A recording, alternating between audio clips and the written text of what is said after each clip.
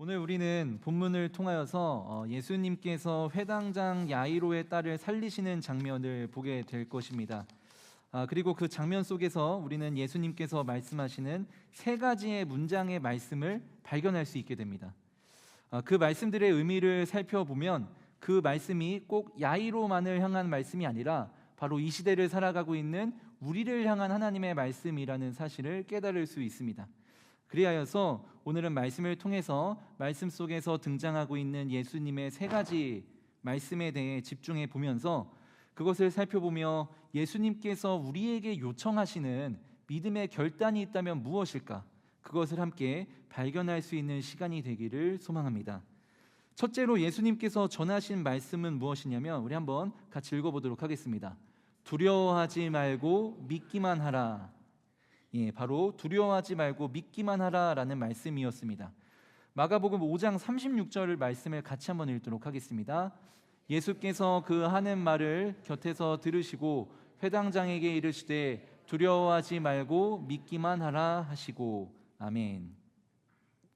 여기서 예수님께서는 회당장 야이로에게 두 가지를 말씀하시죠. 하나는 두려워하지 말아라 라는 것이고 또 하나는 믿기만 하라 라는 말씀이었습니다.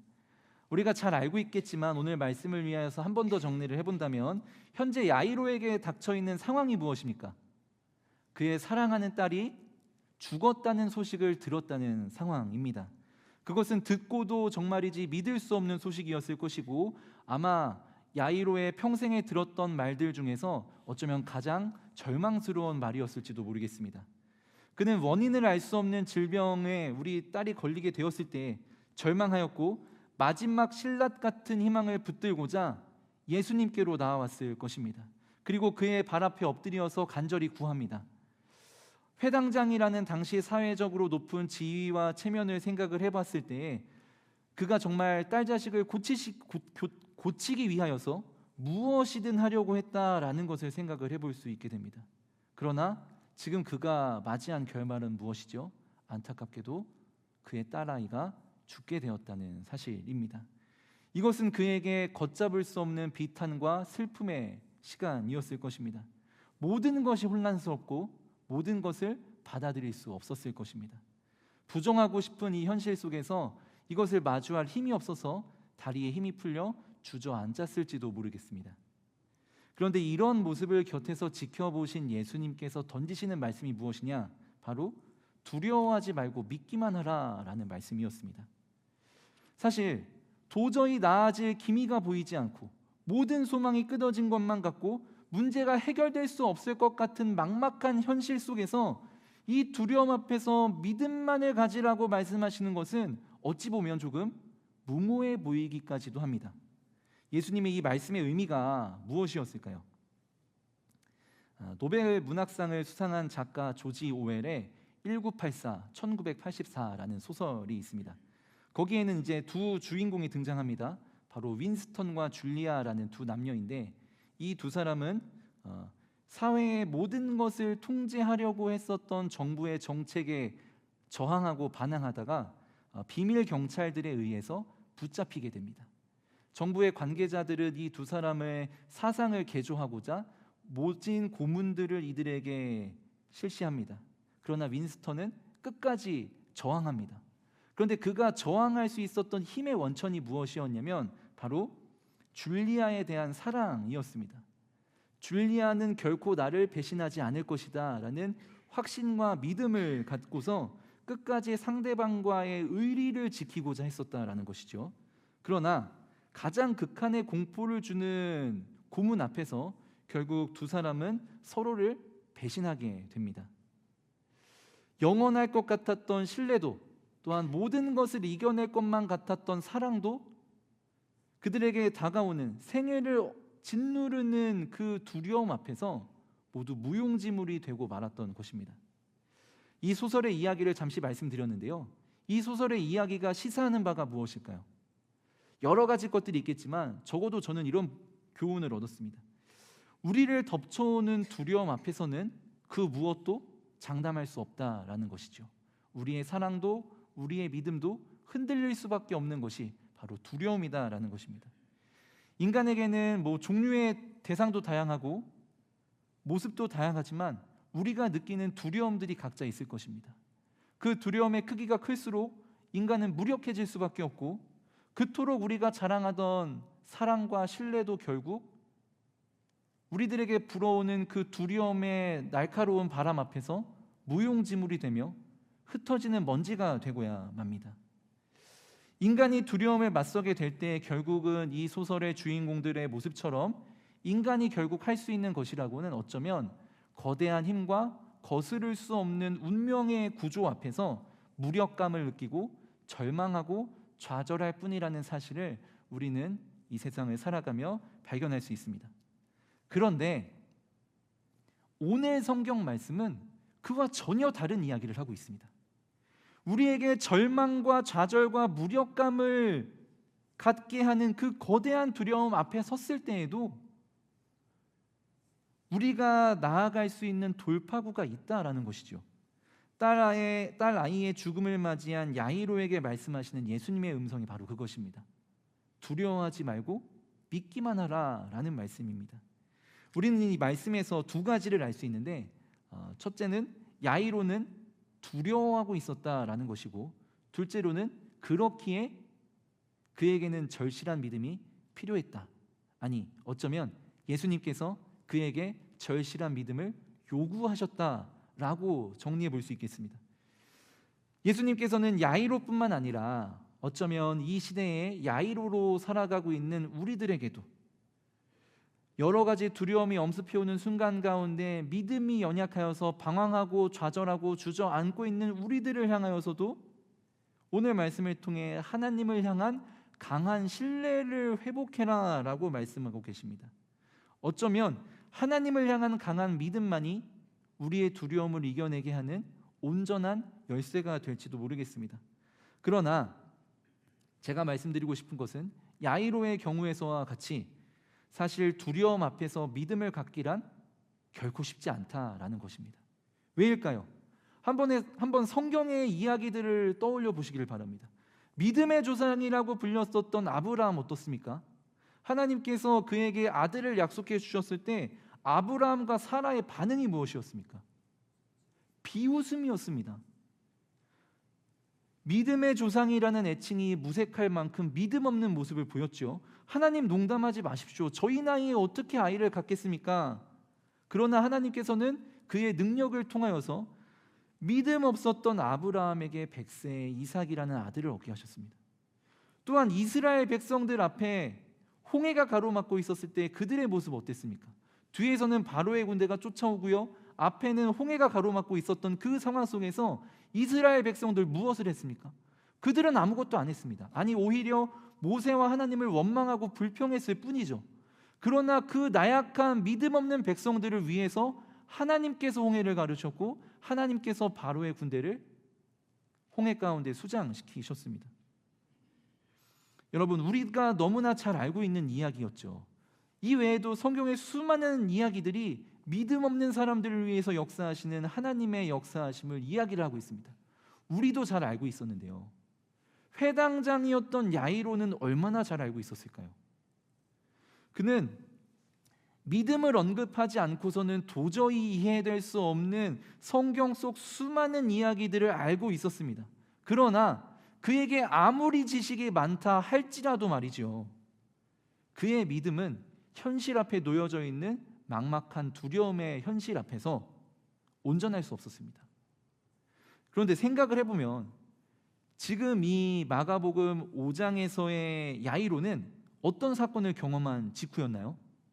12해 동안 혈루증 앓았던 여인이 믿음만으로 치유되는 사건을 경험한 이후였습니다.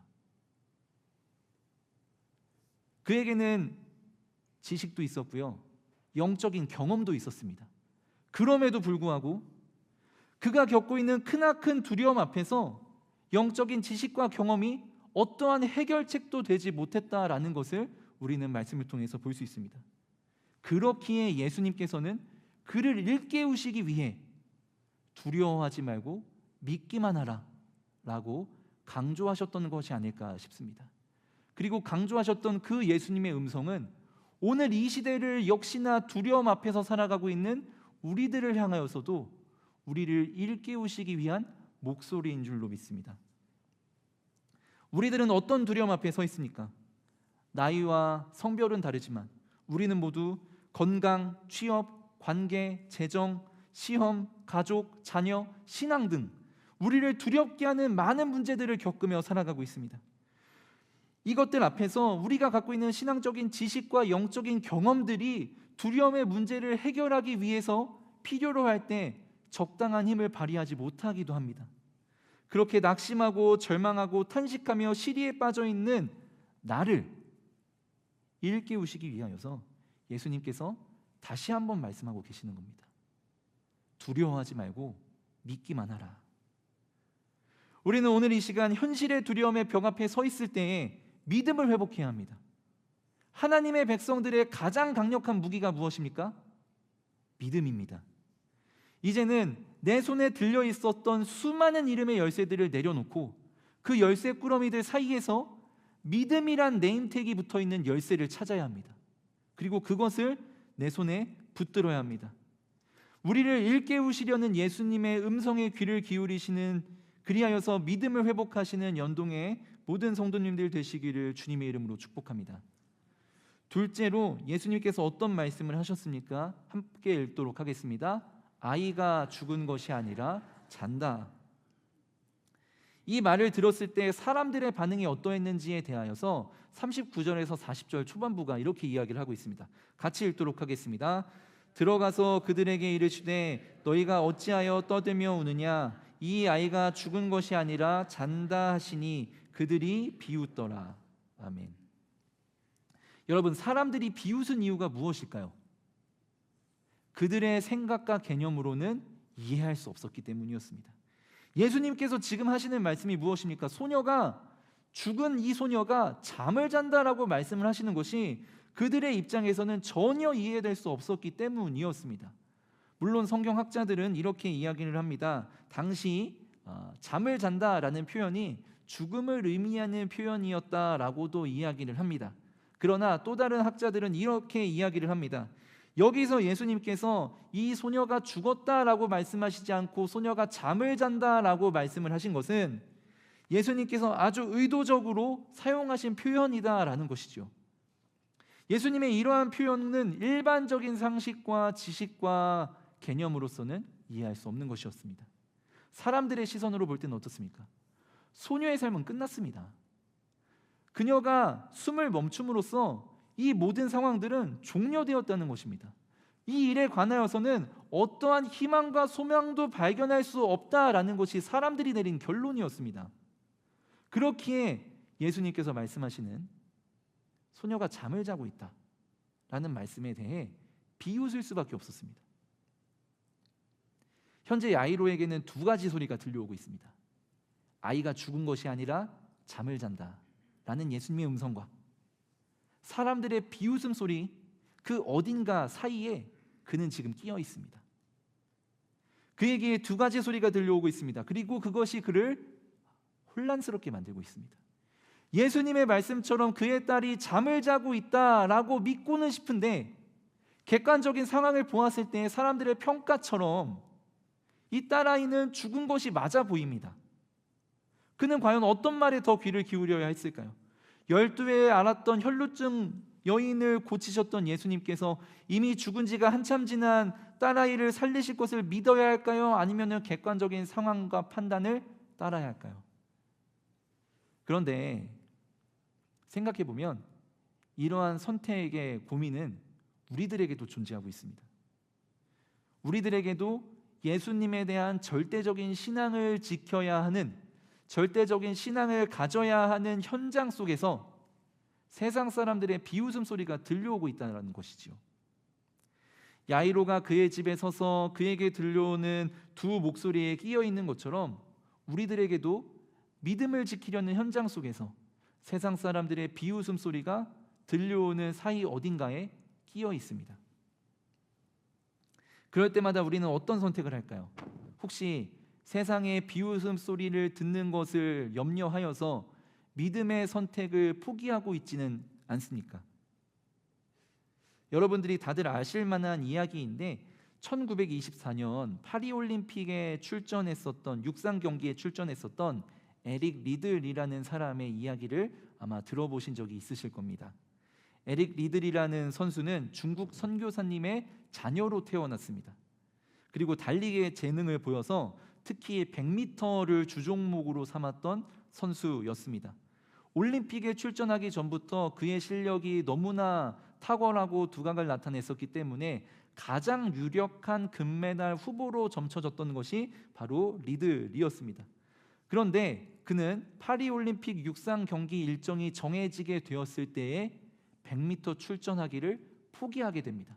왜 그랬을까요? 100m 경기가 주일에 열리기 때문이었습니다. 그는 경기에 출전하면서 주일 성수를 하지 못하게 될까봐를 우려한 나머지 100m 경기에 출전하는 대신 한 교회에 찾아가서 신앙을 간증하는 선택을 하기로 결정하였습니다. 그의 선택에 대해서 세상의 수많은 사람들이 조롱하였습니다. 언론에 보도되었고 대통령도 그를 찾아가 설득하였습니다. 그러나 그는 그의 인생의 가장 중요한 결정을 하나님의 음성을 듣기로 선택하였던 것입니다. 그를 두고서 세상의 많은 사람들은 그가 편협하다, 옹졸한 신앙인이다 라고 조롱하였고, 어떤 이들은 조국의 명예를 저버린 위선자다 라고 손가락질하고 비난하기도 했습니다. 그러나 리들은 그들의 목소리를 듣지 않았습니다. 아니, 어쩌면 들었을지라도 이미 그에게 들려온 비웃음으로 인하여서 그가 선수로서 쌓아온 명예가 찢어지고 그의 마음이 멍들었을지라도 진정으로 그가 따라가야 할 목소리를 듣기 위하여서 예배드리기를 선택했다라는 것입니다. 결과적으로 그는 100m 경기 대신에 200m에 참가해서 동메달을 따게 되었고 400m 경기에 출전하게 됐습니다. 그 400m 경기는 그의 주종목이 아니었고 또한 더욱더 유력한 우승 후보들이 있었기 때문에 그는 들러리로 소개되었습니다. 그러나 그는 400m 경기를 마치 100m 경기하듯이 달려갔고 그러한 주법을 통하여서 모두의 예상을 뒤엎고 세계 신기록을 세우면서 금메달을 목에 걸게 되었습니다. 우리들의 신앙은 어떨까요? 삶의 자리에서 우리는 어떤 목소리를 따라가고 있습니까? 우리가 신앙적인 선택을 단행하려고 할 때에 우리 주변의 사람들은 우리를 비웃을 때가 있습니다. 중요한 시험을 앞두고 또 여러 가지 취업을 앞두고 수련회에 참여하려는 자녀들 또 청년들에 대하여서 지금은 그렇게 시간을 낭비할 때가 아니다라고 나무라기도 합니다. 사람들과의 관계나 업무 처리 방식에 있어서 하나님 나라의 가치관을 선택하려고 할 때 그것은 비합리적인 방식일 뿐 무모한 결정이라며 우리를 조롱하기도 합니다. 예배를 우선으로 하려는 삶을 선택하려고 할 때 우리를 편협하다고 답답하다며 조롱하는 사람들도 있습니다. 그러한 비웃음과 조롱하는 목소리들이 우리가 믿음의 선택을 내리지 못하도록 방해하고 있습니다. 사랑하는 연동의 성도 여러분, 그런데 성경에 기록되고 있는 수많은 믿음의 선조들은 모두 그러한 핍박과 조롱 속에서도 믿음을 선택했었던 사람들이었습니다. 믿음을 선택하는 길에 꽃길만이 놓여져 있는 것은 아니라는 것을 우리는 너무나 잘 알고 있습니다. 신앙의 길은 마치 어두컴컴한 동굴을 지나는 과정과도 같다고 할 수 있겠습니다. 동굴에 갇혀 있을 때 우리는 어떻게 하죠? 그 자그마한 틈으로부터 스며들어 비춰지는 그 빛을 향해서 나아가야 합니다. 신앙도 마찬가지라는 생각이 들었습니다. 죄악으로 인하여서 어두워져 있는 그 동굴 속에서 빛을 향해서 나아가는 과정을 지나다 보면 때로는 유혹이라는 이름의 돌뿌리에 걸려 넘어질 때도 있습니다. 그 유혹의 돌뿌리에 걸려서 무릎이 찢어지고 피가 나기도 합니다. 때로는 절망과 낙심이라는 웅덩이에 빠져서 우리의 옷이 더러워지기도 합니다. 사람들의 조롱과 조소를 뒤로하고서 저 빛을 향해서 기어 올라가다 보면 손톱이 깨지고 물집이 잡히기도 합니다. 그러나 그 빛에 다다르게 되었을 때 동굴 밖으로 빠져나가 우리를 기다리시는 하나님 품에 안길 수 있는 것이 바로 신앙의 여정입니다. 그 빛으로 나아가 하나님께 나아가 안기게 되었을 때 주님께서는 주의 은혜로 우리를 씻기시고 우리의 더러워진 옷을 벗기시고 새 옷을 주님의 은혜로 입혀주실 것입니다. 야이로는 자신의 귀에 들려오는 이 예수님의 음성과 세상의 비웃음 사이에서 예수님의 음성을 듣기로 선택하였습니다. 그리고 그 선택에 의해 예수님께서 베푸시는 은혜의 현장 가운데 초대받아 나아가게 됩니다. 사랑하는 연동의 성도 여러분, 예수님께서는 지금 이 시간 우리를 그 은혜의 자리로 초청하고 계십니다. 주님께서 베푸시는 그 은혜를 누리기 위해서는 우리는 결코 세상의 조롱과 비웃음 소리에 흔들려서는 안 됩니다.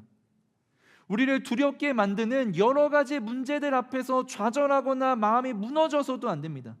절망과 탄식의 언덕을 기어 올라가서 주님께서 우리에게 비춰주시는 은혜의 빛을 누릴 수 있어야 합니다. 물론 그 여정이 순탄하지만은 않을 것입니다. 세상에 조롱도 있을 것이며 넘어지기도 하고 피가 나기도 할 것이고 옷이 더러워지기도 하고 웅덩이에 빠지기도 할 것입니다. 그러나 믿음을 선택하기를 주저해서는 안 됩니다.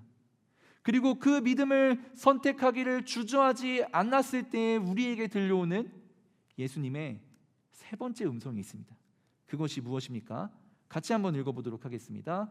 소녀야 일어나라. 이것은 우리에게 위로이자 소망의 음성입니다. 41절 말씀을 같이 읽도록 하겠습니다. 그 아이의 손을 잡고 이르시되 달리다굼 하시니 번역하면 곧 내가 내게 말하노니 소녀야 일어나라 하심이라. 아멘.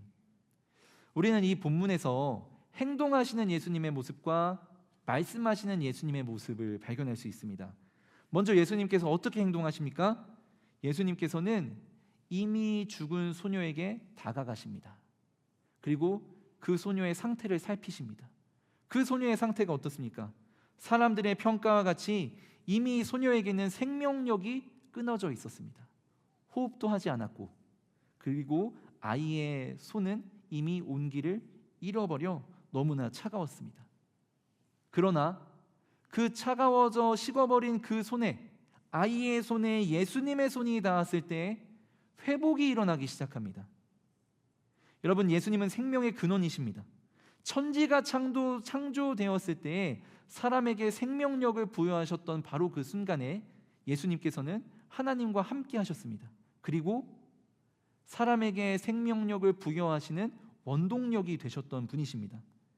생명력으로 충만하신 예수님의 손이 소녀의 손에 닿게 되었을 때에 하나님의 생명력이 그 소녀에게 부여되기 시작합니다. 그녀의 맥박이 다시 뛰었고 호흡이 돌아왔으며 안색이 회복되었고 잃어버렸던 온기를 다시 회복하게 되었습니다. 잃어버렸던 생명력이 생명 대신 예수님의 손길이 닿자 다시금 회복되었다라는 것입니다. 그리고 바로 예수님의 그 손길이 지금 이 시간 우리들의 삶을 어루만지시기를 원하신다는 것입니다. 예수님께서는 생명력을 잃어버렸던 소녀의 손을 잡으셨던 것처럼 어쩌면 지금 이 시간 깊은 상실감 가운데 살아가고 있는 우리들의 손길을 붙들기를 원하고 계십니다. 크나큰 두려움에 사로잡혔었던 야이로를 위로하시면서 두려워하지 말고 믿기만 하라 말씀하셨던 예수님께서 지금 우리에게로 찾아오사 크나큰 상실과 아픔과 사람이 어찌할 수 없는 문제들로 인하여서 두려움에 사로잡히고 있는 우리를 위로하여 주시고 계십니다. 예수님의 손길이 닿는 곳에 회복이 일어날 것입니다. 잃어버렸던 생명력이 하나님의 은혜로 말미암아 되찾게 될 것입니다. 잃어버렸던 영혼을 다시금 되찾게 될 것입니다. 구원하게 될 것입니다. 질병에서 노임을 받게 될 것입니다. 그로 인해 끊어졌던 소망을 다시 발견하게 될 것입니다. 절망의 웅덩이 가운데에서 포기했었던 꿈들도 다시금 발견하게 될 것입니다. 이에 예수님께서 무엇이라 말씀하고 계십니까? 달리다굼, 소녀야 일어나라 라고 말씀하셨다라는 것입니다. 이에 대해 여러 주석에서는 이 아람어로 쓰여진 달리다굼에 대해서 이렇게 해석합니다. 아람어로 달리다굼은 주로 일상생활에서 사용했었던 용어라는 것이죠. 이것은 마치 아버지가 딸아이를 깨울 때 친근함에 묻어있는 친근하게 깨울 때 사용되던 표현이다라는 것입니다. 예를 들어 보겠습니다. 여러분들 자녀들이 있으시고 또 손주들이 있으실 텐데 언제 아이가 가장 예쁩니까? 자고 있을 때입니다. 자고 있을 때는 정말 천사같이 예쁩니다. 눈에 넣어도 안 아플 것 같은 그 딸들을 다정하게 깨울 때 우리는 어떻게 아이들을 부릅니까?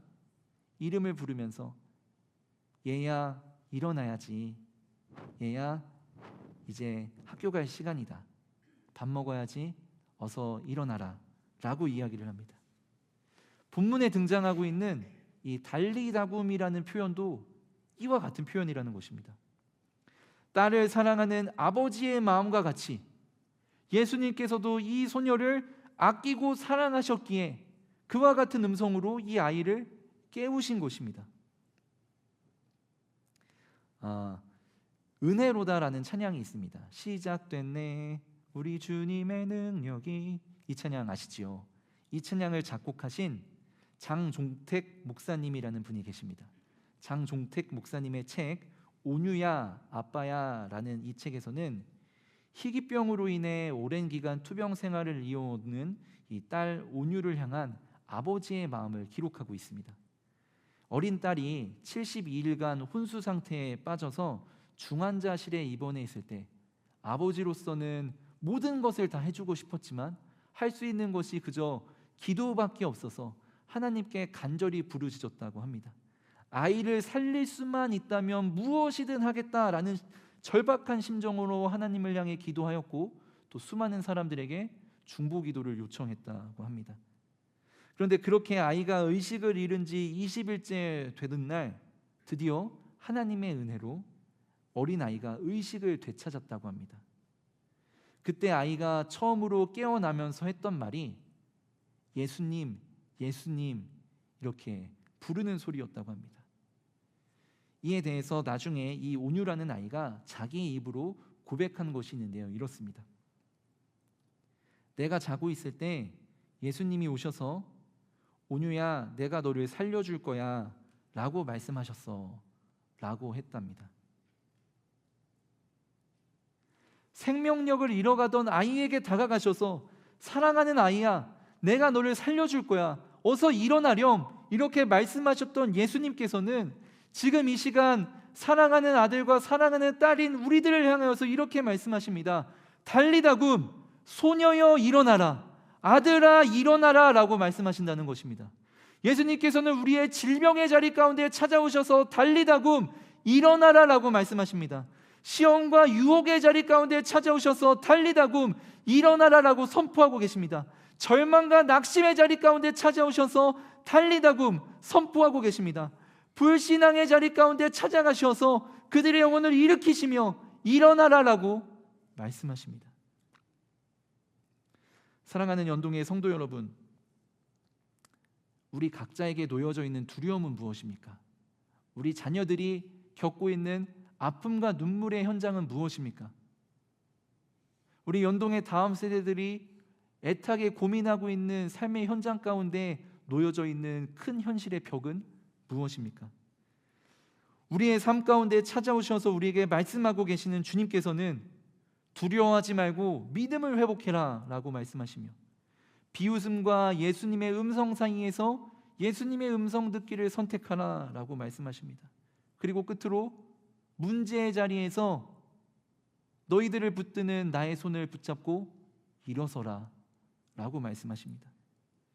주님께서는 우리의 아픔의 현장 가운데 찾아오사 우리의 손을 붙드실 것입니다. 그것이 바로 오늘 이 시간 이후로 기도하는 우리의 인생이 될 줄로 믿습니다. 달리다굼의 은혜를 붙들고 기도하며 나아가시는 연동의 모든 성도님들 되시기를 주님의 이름으로 축복합니다. 우리 이 시간에 이 찬양을 부르도록 할 텐데요, 바로 그 장종택 목사님께서 작곡하신 은혜로다라는 찬양입니다. 우리가 이 찬양을 부를 때에 주님의 은혜가 우리를 향하여서 시작될 것이며 우리들의 삶을 뒤엎는 주님의 한량없는 은혜와 사랑이 이 시간 우리들의 심령 가운데 찬양으로 고백하고 기도하는 모든 심령 위에 임할 줄을 믿습니다. 그것을 소망하며 우리 함께 시작된 내 찬양하도록 하겠습니다.